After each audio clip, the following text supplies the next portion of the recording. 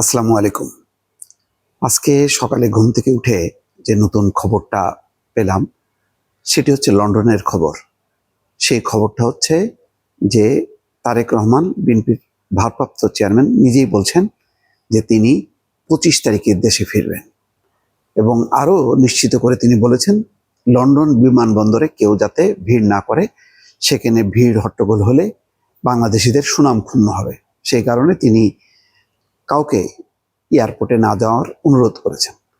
তার মানে তারেক রহমান নিজে মুখে যখন বলছেন যে তিনি ২৫ তারিখে দেশে ফিরছেন, তাহলে এটা ফিরছেন, এটা একেবারেই ধরে নেওয়া যায়।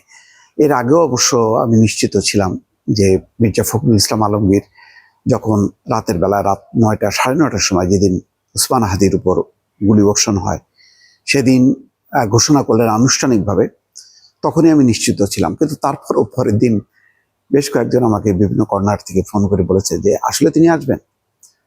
আসলে যেটা হলো যে তারেক রহমান আসবেন বলে এটা এত বেশি ধোঁয়াশা তৈরি হয়েছে যে অনেকেরই ধারণা ছিল যে তিনি আসবেন না, অনেকে নিশ্চিত ছিল, বলছেন যে তিনি আসবেন না, তিনি নির্বাচনের পরে একবারে আসবেন।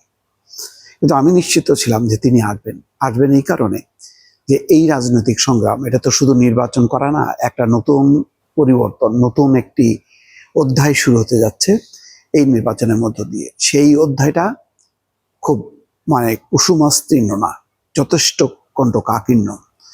সেটা তারেক রহমান নিজেই বারবার বলেছেন। যেমন কালকে রাতে তিনি বলেছেন যে নির্বাচন অত সহজ না, এটা আমি আগেও বলেছি, এখনো বলছি। আসলেই তাই। তারেক রহমান ফিরে যে পরিবেশটা পাবেন বাংলাদেশের রাজনীতি অত্যন্ত অস্থির এবং একটা বিশৃঙ্খল পরিস্থিতি।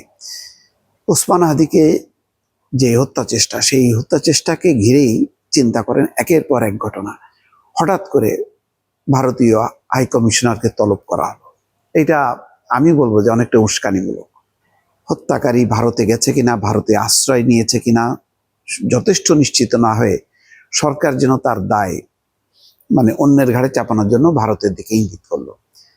একই সঙ্গে আনিস আলমগীরকে গ্রেপ্তার করলো। এই পরিস্থিতি তৈরি করার দরকার ছিল না।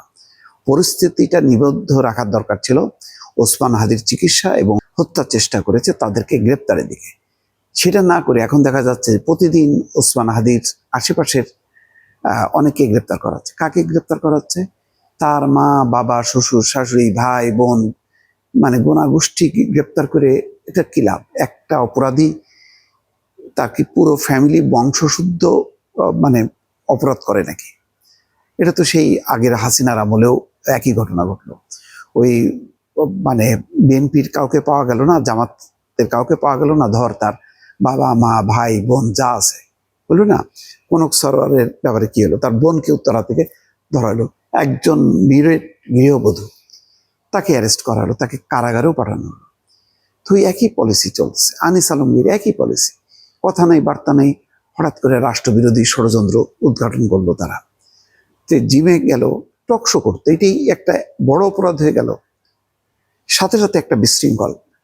তারপরে সর্বদলীয় সমাবেশ হলো, সেই সমাবেশ থেকে দেখেন 7 সিস্টার্স দখল করবে।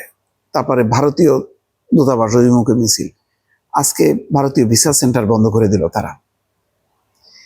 তার মানে কি একই সঙ্গে এমন একটা পরিস্থিতি, ঘোলা পরিস্থিতি কেউ তৈরি করতে চাচ্ছে নির্বাচনের আগে, যাতে নির্বাচনের আর পরিবেশ না থাকে। ফলে তারেক রহমানের সাথে এই পরিবেশটাই থাকবে। তারপরে বিএনপির বিরুদ্ধে বলা হচ্ছে স্বৈরাচারের দোসর, ভারতের দোসর এবং এই হাদি হত্যার সঙ্গে জড়িত। কেউ কেউ সেই পরিস্থিতি তৈরি করলো ঢাকা মেডিকেল কলেজ প্রাঙ্গণে। একদম তখন হাদি মৃত্যু যন্ত্রণায় ছটফট করছিল ঢাকা মেডিকেল কলেজের আইসিইউতে। বাইরে মির্জা আব্বাসকে ঘিরে একটা পরিবেশ তৈরি করা হলো। সেই ফাঁদে অবশ্য বিএনপি পা দেয়নি। পা না দিলেও বিষয়টা পরিষ্কার হয়ে গেল যে কেউ বিএনপিকে টার্গেট করছিল। এবং এই কারণে দেখেন সর্বদলীয় প্রতিরোধ বা প্রতিবাদ সমাবেশে যায়নি বিএনপি, যায়নি কেন? সেখানে 3টা দলকে বলা হয়েছে সর্বদলীয় প্রতিবাদ সভা করতে। তো সেখানে দেখা গেল সর্বদলীয় বাদে এমন কিছু উগ্রপন্থী এরা সেখানে ভিড় করলো এবং তাদের বক্তব্য কথায় যে কালকে থেকেই ভারতের সাথে যুদ্ধ করে দাও, আরো অস্থিতিশীল করো, এমন একটা পরিবেশ তৈরি করো যাতে আর যাই হোক না কেন নির্বাচন যাতে না হয়, বিষয়গুলো খুব পরিষ্কার। হঠাৎ করে স্বাধীনতা মুক্তিযুদ্ধের ইতিহাস নিয়ে ৭২ সংবিধান নিয়ে বিতর্ক তৈরি করার চেষ্টা করা হচ্ছে। উদ্দেশ্য হলো যে মানে স্বাধীনতা মুক্তিযুদ্ধের চেতনা, যেই চেতনার উপর ভর করে আজকে বাংলাদেশ, আজকে ২৪শে জুলাইয়ের গণঅভ্যুত্থান, ওটাকে মানে অ্যাবলিশ করে দাও। অ্যাবলিশ করে দাও কেন? যারা স্বাধীনতা মুক্তিযুদ্ধের বিরোধিতা করেছিল সেই রাজনীতিকে পুনর্বাসিত করার জন্য। তো বিএনপি তার প্রতিষ্ঠাতা প্রয়াত প্রেসিডেন্ট জিয়াউর রহমান হচ্ছে স্বাধীনতার অন্যতম একজন ঘোষক। তিনি মুক্তিযুদ্ধে সরাসরি অংশগ্রহণ করেছেন। তারা দাবি করে যে তারা স্বাধীনতা মুক্তিযুদ্ধের দল, তো তারা কি এটা মেনে নেবে? মেনে নেবে না। যার কারণে ভিন্ন একটা মেরুকরণ, একদিকে মুক্তিযুদ্ধের পক্ষের শক্তি সংগঠিত হচ্ছে, অন্যদিকে উগ্রপন্থী এবং ভারত বিরোধী একটা কি বলবো উগ্রবাদী সম্প্রদায়ের বা গোষ্ঠীর একটা সংগঠন বা রাজনীতির চর্চা চলছে, যেটা বাংলাদেশকে অস্থিতিশীল করে তুলবে। এই যে রাজনীতিতে বিভাজন হয়ে যাচ্ছে, এই বিভাজনের মধ্যেই আসছে তারেক রহমান, এবং তারেক রহমান আসার আগেই পরিবেশটা চরম ঘোলাটে করা হচ্ছে, যাতে তারেক রহমান ফিরেই দিশেহারা হয়ে যায়, ভুলের ফাঁদে পা দেয়। সেই চেষ্টাটা খুবই স্পষ্ট।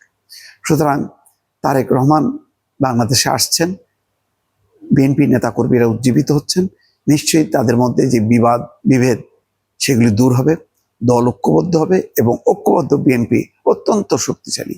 তার পেছনে বাংলাদেশের স্বাধীনতা, সার্বভৌমত্ব, ভারতীয় আধিপত্যবাদ বিরোধী যত শক্তি আছে, মুক্তিযুদ্ধের শক্তি, সব মিলে যে একটা কঠিন ঐক্য গড়ে তুলবে, এইটা হয়তো টের পেয়েছে তার বিপক্ষ শক্তি।